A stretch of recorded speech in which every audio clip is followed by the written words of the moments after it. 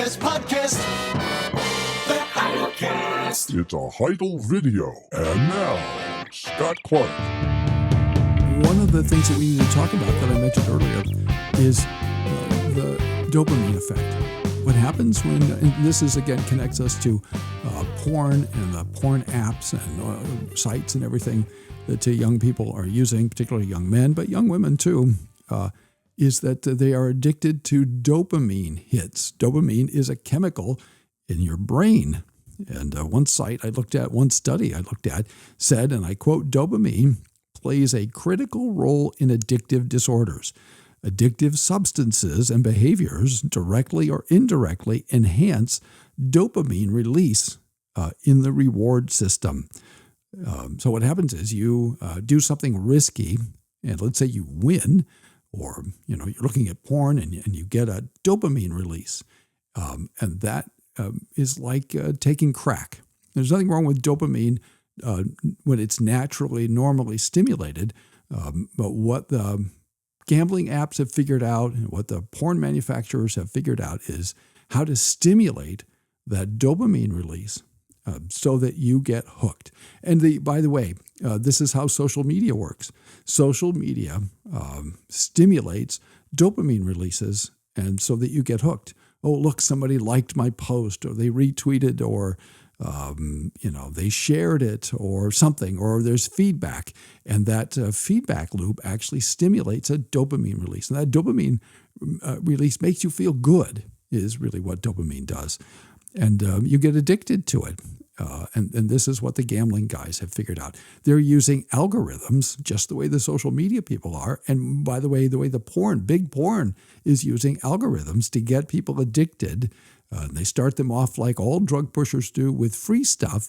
And then that leads to you buying stuff, right? That the classic move of a drug pusher is to say, here, try some of this. You'll like this. And this will make you feel good.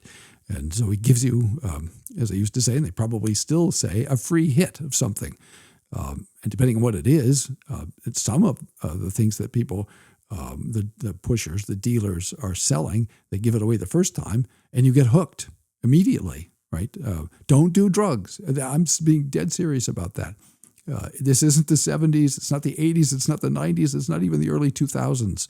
The stuff that the pushers are pushing now is really bad. And you only get one shot. And by the way, depending on how it's cut, and that is with what it is mixed so that it's not pure, it may not even be what you think you're getting. And young people are dying from using this stuff. So, I mean, fentanyl, first of all, fentanyl is bad enough. And now they're lacing fentanyl with stuff to make it even more addictive and more powerful. So that's a sort of drug algorithm. But at any rate, this gambling center that I was looking at, their website says, and I quote, gambling addiction, also known as compulsive gambling or gambling disorder, is a serious mental health condition affecting millions of individuals globally. This disorder is characterized by an irresistible urge to gamble despite negative consequences, including financial difficulties, relationship problems, and emotional distress.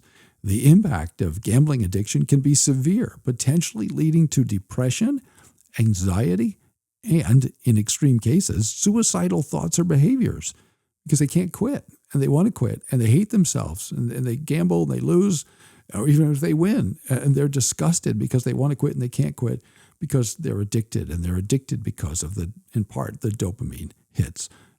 The site goes on to say, understanding the neurobiological basis of gambling addiction is crucial for developing effective treatments and reducing stigma.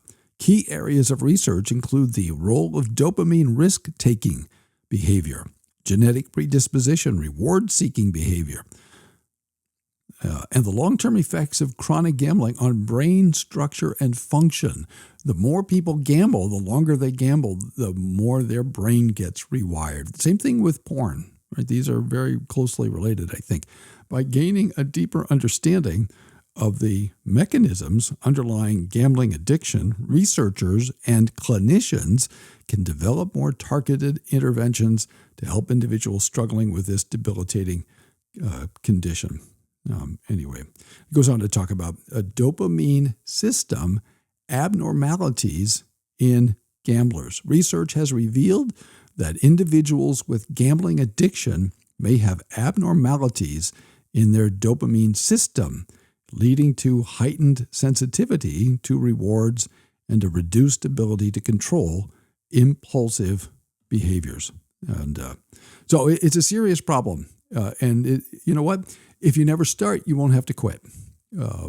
I was raised in the midst of alcoholics and addicts, so I know something about impulse control and addictive personalities, addiction, substance addiction, addiction to booze, addiction to pills, other kinds of addictions. I lived with it for years and years, and I just said, look, I'm not going to do it. I probably have the same kind of proclivities and potential in my personality. So if I don't start, I won't have to quit.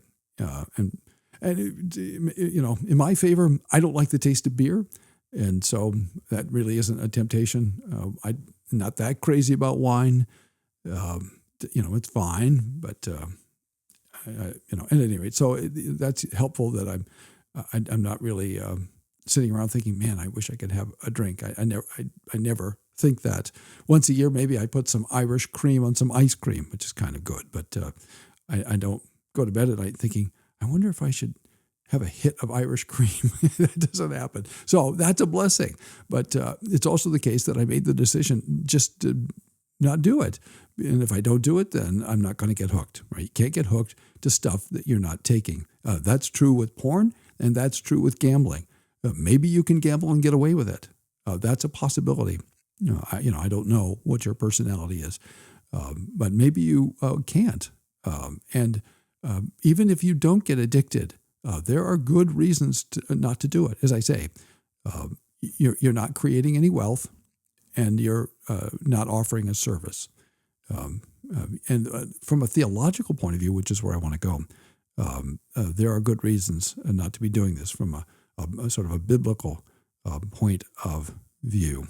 Westminster Larger Catechism, 142, under the prohibitions implied by the 8th commandment, which is you shall not steal. That's Exodus 20, verse 15, right? So they're dealing with gambling under the 8th commandment, you shall not steal. One of the things that is prohibited is wasteful gaming. And if you're saying to yourself, well, my gaming isn't wasteful. Well, if you're pulling a slot handle, that's wasteful gaming. If you're playing cards, that's wasteful gaming. If you're throwing dice, that's wasteful gaming. If you're playing the numbers, that's wasteful gaming. If you're playing bingo, that's for money, that's wasteful gaming. So it's there really isn't any. I don't know what kind of gaming you could do that isn't wasteful. I mean, if there's no money in it, then it wouldn't be wasteful. I think that would be the distinction. So when the divines spoke that way, they were reflecting a long-time concern. Martin Luther, you wouldn't expect that, would you? In his lecture on 1 Timothy 3:3, wrote, quoting here, greedy of filthy gain. What sort of gain is filthy? That which comes from filthy profiteering, like gambling and usury. Usury is charging, high rates of interest, like credit cards. All credit card interests is essentially usurious.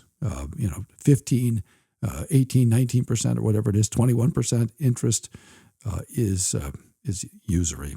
I understand there are market reasons why that is, but it's still usury, which, he says, demean the bishop.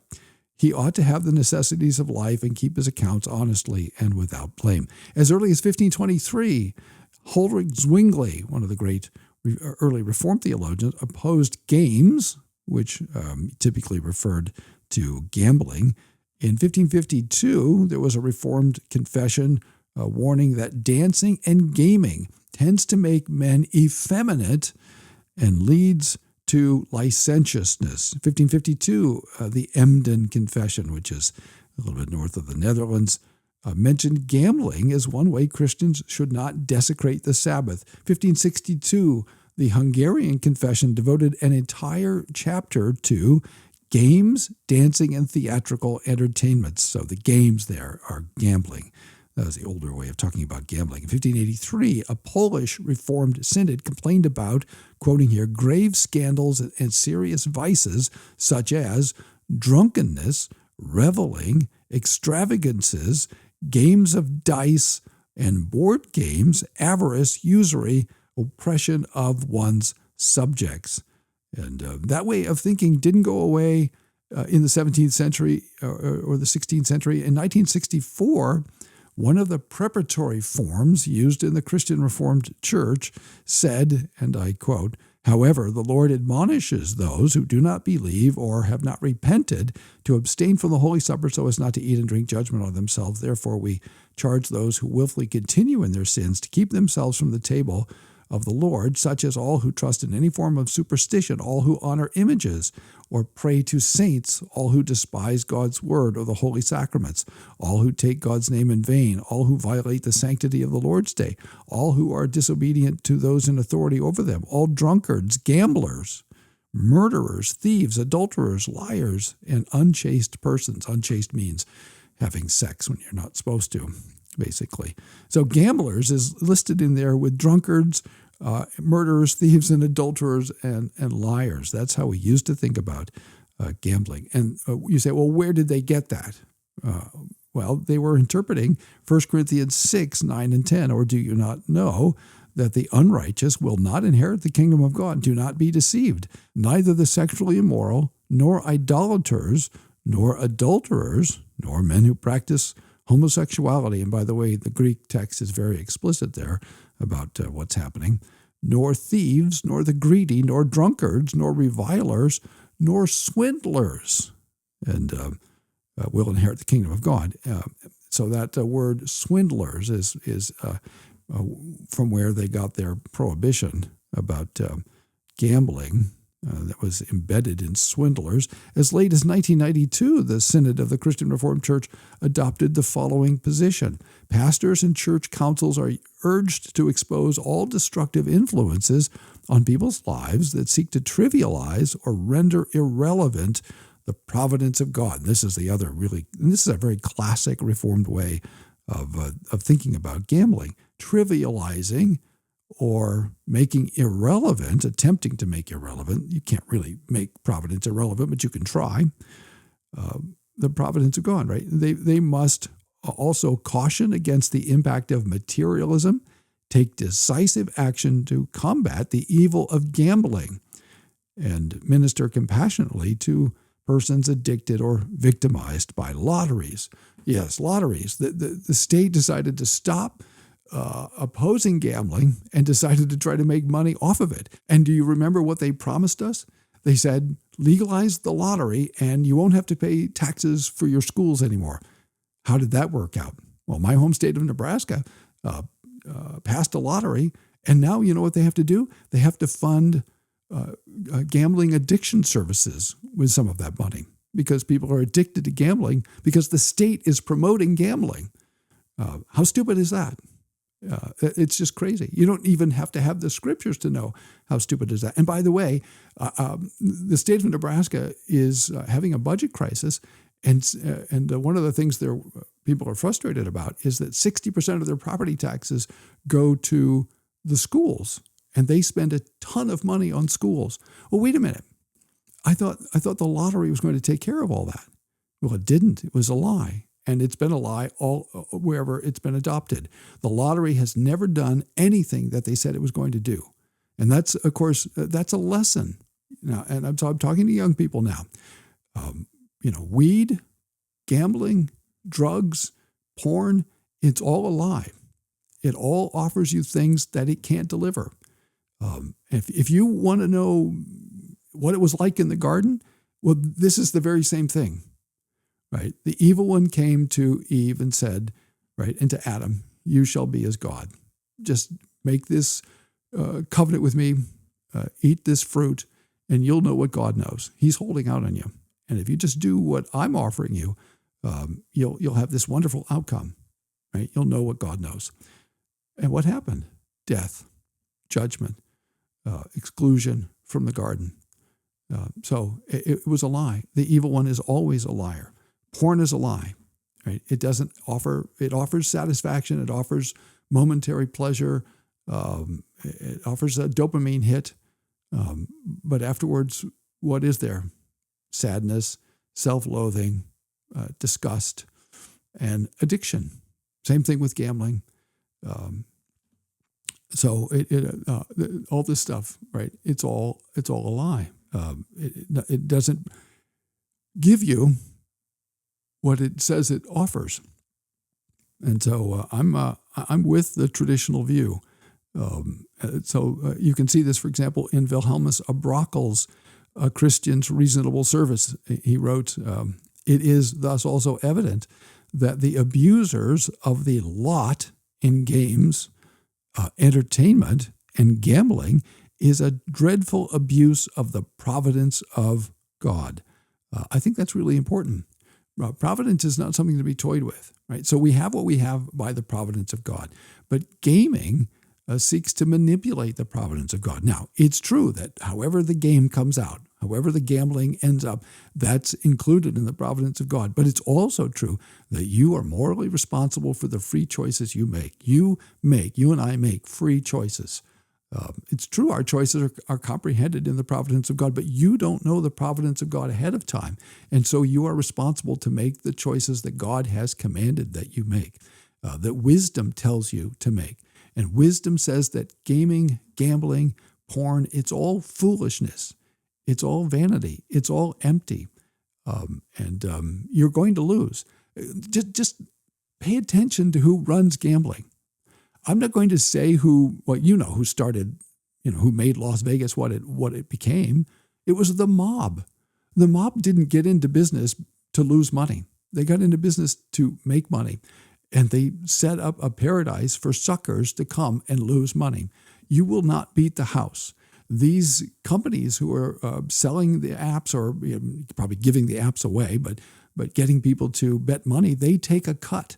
And the reason these things are proliferating is because they're making big money. The reason the lotteries are spreading is because they make big money. The reason that big weed is so influential now, and states are stupidly legalizing weed with a huge amount of THC in it, is because there's big money in it. They're not losing money, right? You, the gambler, you're the one that's going to lose money. You might win this time, you might win that time, but you're not going to win in the long run. You're going to lose, and you're going to be the loser, and you're going to be the addict, and they're laughing at you. You are in the carnival business. You're a sucker, is what you are. The games at the carnivals obviously are rigged, always have been, and it's a con, and you're the sucker who's being taken by the con man. You're not smarter than they are. You're not better informed than they are, and you're not going to win. But even if you do, in a particular instance, win, you're still abusing providence. You're toying with providence. God did not set up the world for you not to create wealth, to create something of value, which is what wealth is. Wealth is a recognition that something is valuable to someone else, or to offer a service that is of value.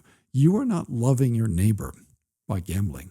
You're not taking care of your family by gambling. You're not meeting your responsibilities by gambling. You're not working so that you can love your brother or sister who is in need, right, by gambling. So there's really no good moral reason. There's no good logical reason. There's no good practical reason, and there's no good personal reason to gamble. So I'm really encouraging you that if you're toying with this, if you're messing with it, if you have apps on your phone, get rid of that stuff. Don't do it. And don't hang out with people that do. It's not a game. And if you get hooked on this stuff, it can be really, really hard to get clean and to get off of gambling, porn. You've got to really rewire your brain. And the same thing is true of weed. I know that Snoop makes it look glamorous, but it's not really glamorous, and it's ruining a lot of people's lives. You're not hearing about it because people are making a lot of money off of selling weed to people. And you're not hearing a lot about the bad effects of gambling because a lot of people are making money off of that stuff. And you're not probably hearing all that you should about the dangers of porn because people are making big money off of that. But they're just chewing you up and spitting you out. They don't love you. They don't care about you. But you know who does love you? You know who does care about you? Jesus. And he didn't set up the world and for you to gamble, for you to waste what he's given you, your talents, your gifts, the resources that he's given you. He didn't set up the world for you to waste your life, your sexuality on porn, right? Any of that stuff. You just need to opt out of the whole system. That's it for part 2 of this series on gambling, a mini-series. Thanks for watching the Heidel video. Thanks to our donors and supporters for making this possible. You can find the Heidel video here on YouTube at Heidel Video. Also on the Heidel blog, heidelblog.net/heidelvideo. All the videos are there. Check out the Heidelcast, heidelblog.net/heidelcast. And the Heidelcast is everywhere podcasts are available. Thanks for watching. We'll see you next Friday. Thanks for watching. Join us next week for another episode and catch the Heidelcast 5 days a week wherever podcasts are found. Brought to you by HeidelbergReformationAssociation.org. Don't forget, when the coin in the coffer clinks, the cost of bandwidth shrinks. Copyright Heidelberg Reformation Association. All rights reserved. This is a Heidel Media production. The best podcast, the Heidelcast.